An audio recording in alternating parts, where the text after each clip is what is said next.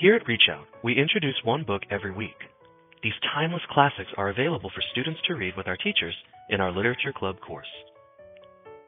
George Orwell was one of the most important and famous English authors of his time.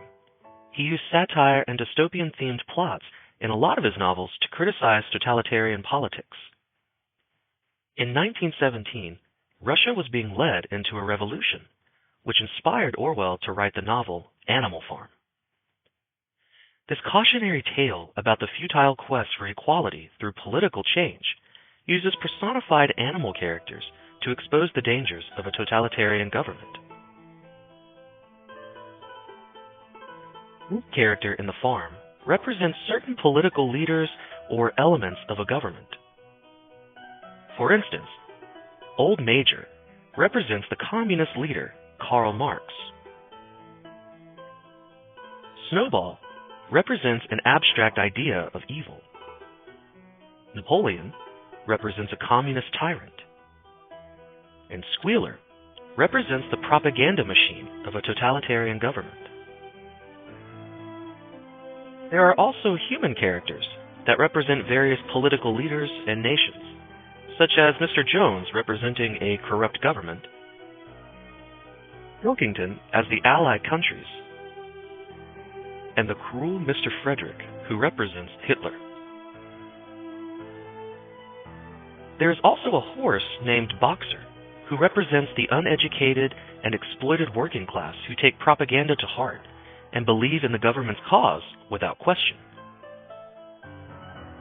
The sneaky human character, Mr. Whymper, represents nations that profit conducting business with brutal dictators. Final characters are the naive sheep, who represent the ignorant masses that blindly follow their government.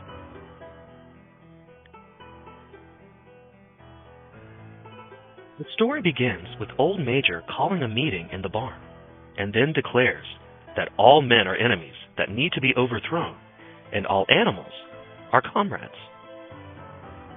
Soon after the meeting, Old Major passes away, which makes Snowball, Napoleon, and Squealer the new leaders of the barn. One night, Mr. Jones passes out drunk and neglects to feed the animals. Starving, the animals break into the store shed and run Mr. Jones off the farm. Napoleon and Snowball create a new system of thought called animalism. With it came 7 commandments that they presented to the other farm animals. Whatever goes upon 2 legs is an enemy. Whatever goes on 4 legs or has wings is a friend. No animal shall wear clothes. No animal shall sleep in a bed. No animal shall drink alcohol. No animal shall kill any other animal. And all animals are equal. Initially, the new system is flourishing. Each animal works according to his ability and gets a fair share of food. However, every Sunday, Napoleon and Snowball hold a meeting where Napoleon begins to oppose everything Snowball says. Later, the pigs increase their control over the animals as well as their privileges, just as the human master once did. Although the other animals begin to question and protest against them, the pigs silence them by constantly threatening the return of Mr. Jones. Meanwhile, Napoleon kidnaps 9 newborn puppies and hides them in a loft to educate them into becoming loyal only to him. After thwarting Mr. Jones and the other humans from reclaiming the farm, Snowball and Napoleon clash once again over the building of a windmill, which Snowball believes will shorten the work week. Napoleon unleashes his kidnapped puppies, now adults, on Snowball, resulting in his exile from the barn. Napoleon then announces plans to build the windmill, claiming that it was his idea, attempting to rewrite history.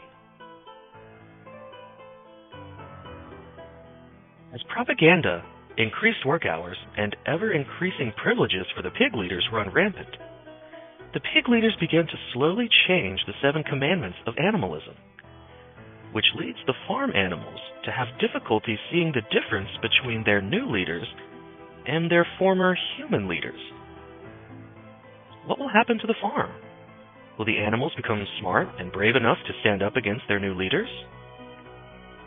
Find out with us here at Reach Out, and let's read Animal Farm together. We hope to see you there.